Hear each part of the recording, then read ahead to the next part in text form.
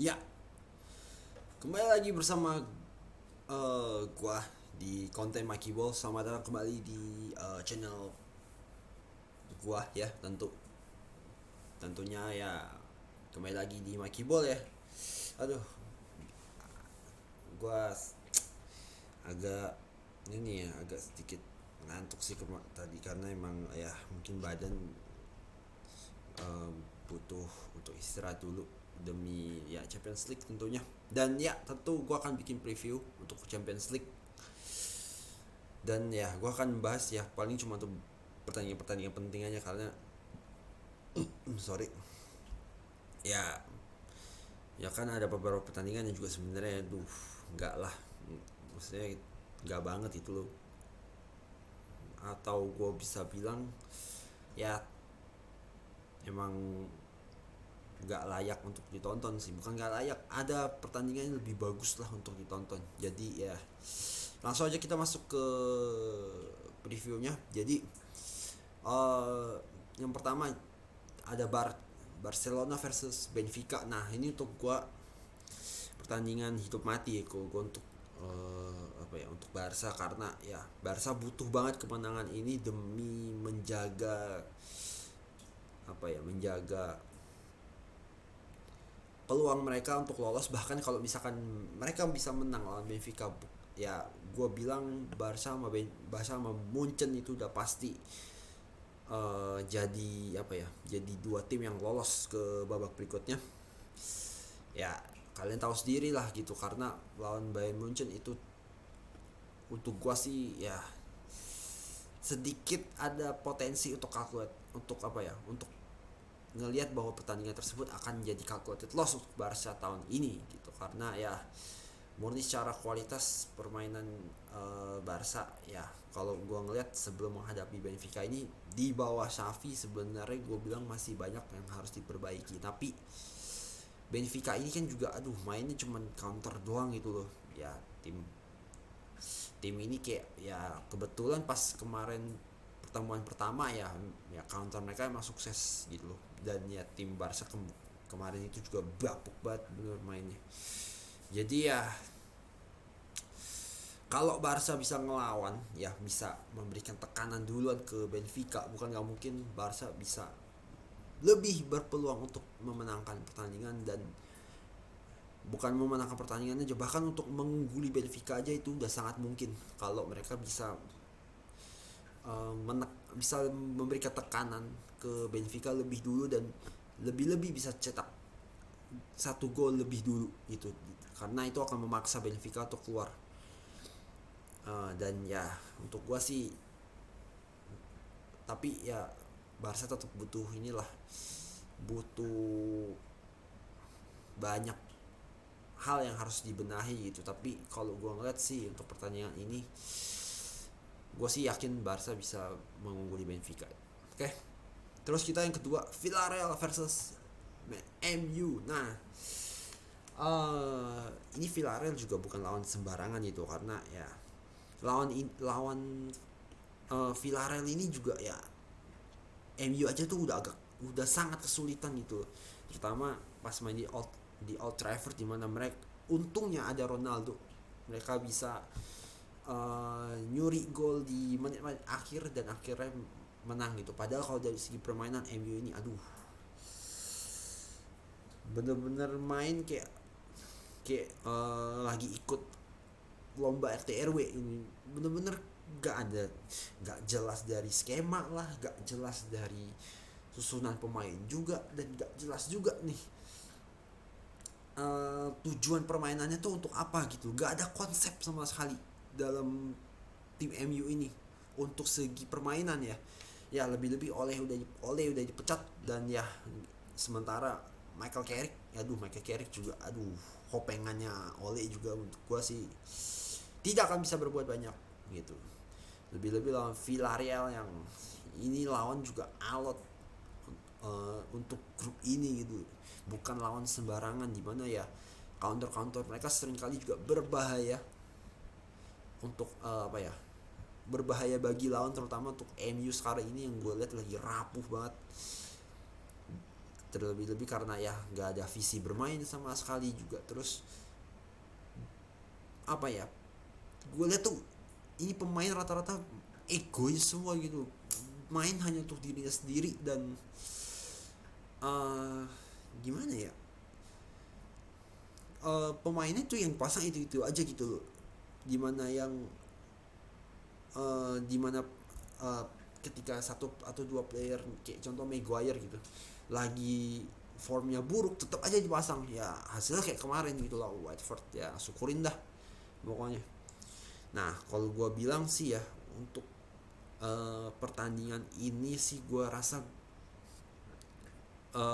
Villarreal gue lihat akan lebih unggul ketimbang MU, apalagi main di kandang Villarreal gitu.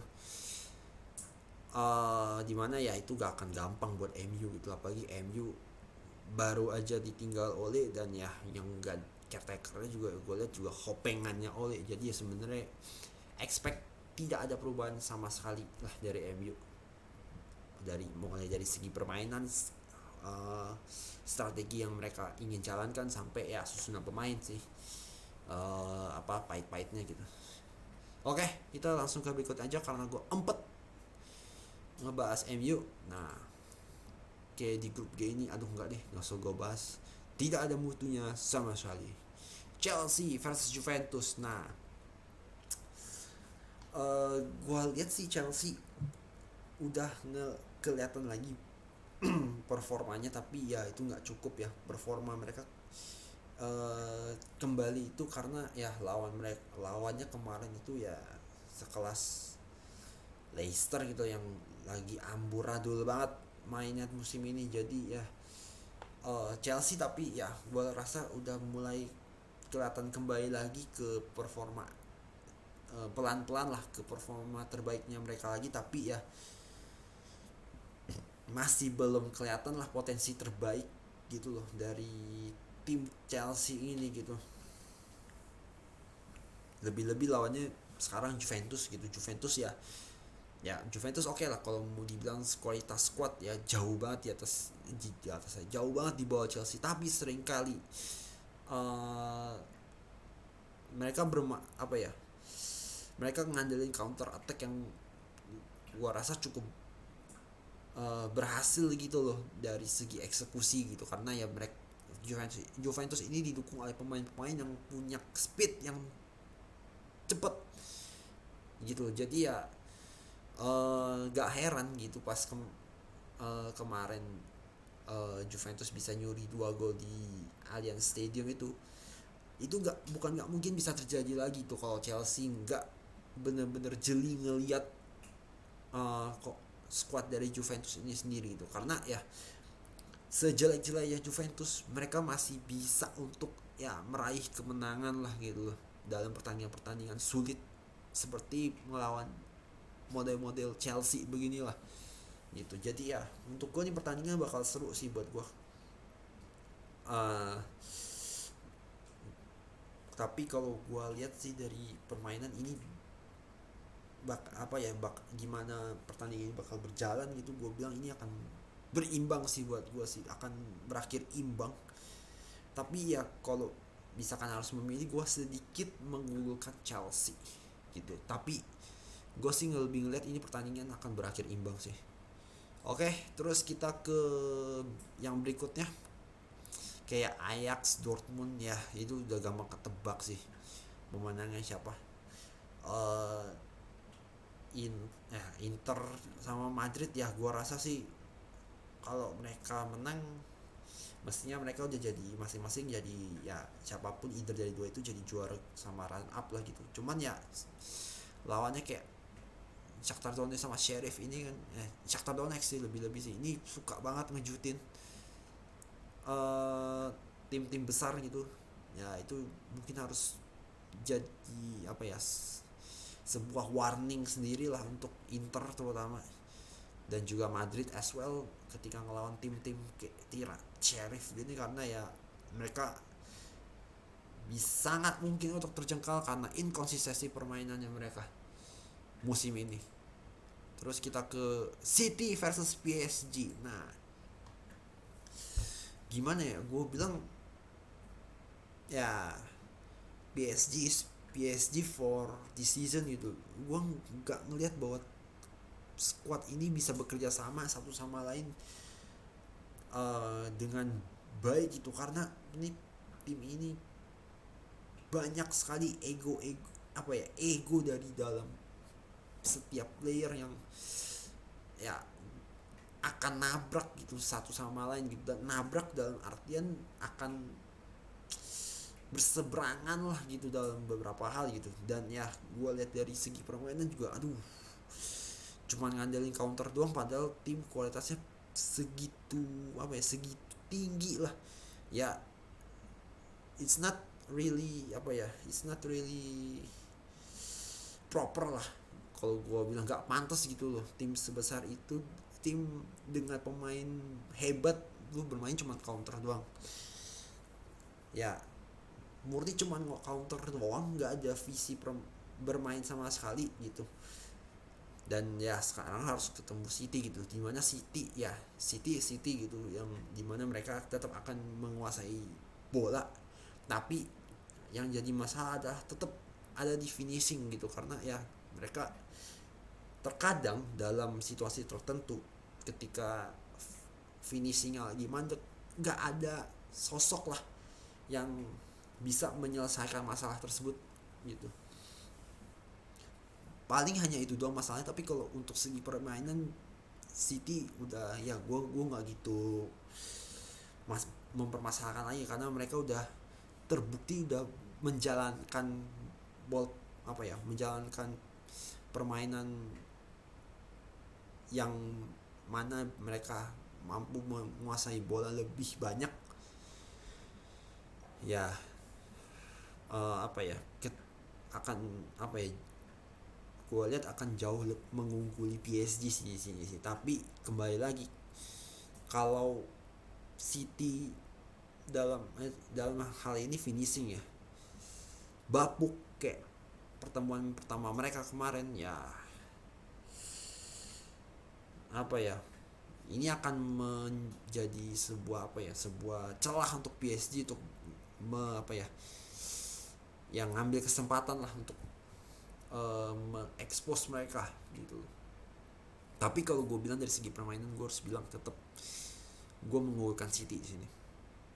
Terus kita ke Liverpool versus Porto ya. Kalau Liverpool Porto sebenarnya out di sini, tim yang sebenarnya tidak bisa diremehkan. Tapi ya kalau dibilang dari segi permainan, ya permainan bener-bener ngandelin fisik banget gitu loh.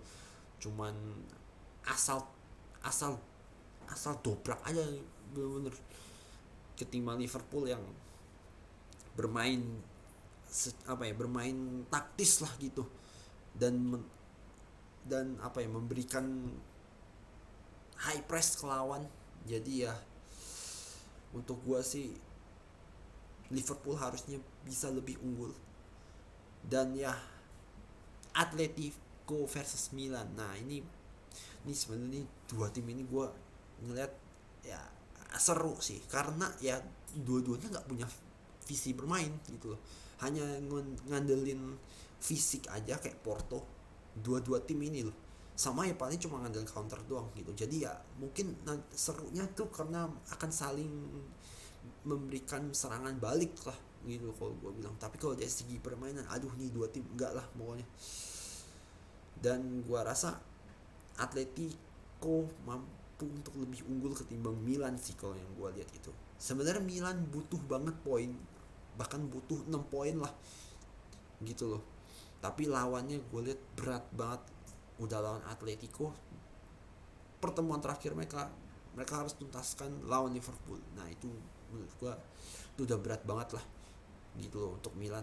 Untuk lolos aja ke Europa League aja nggak ada there is no chance for them gitu loh.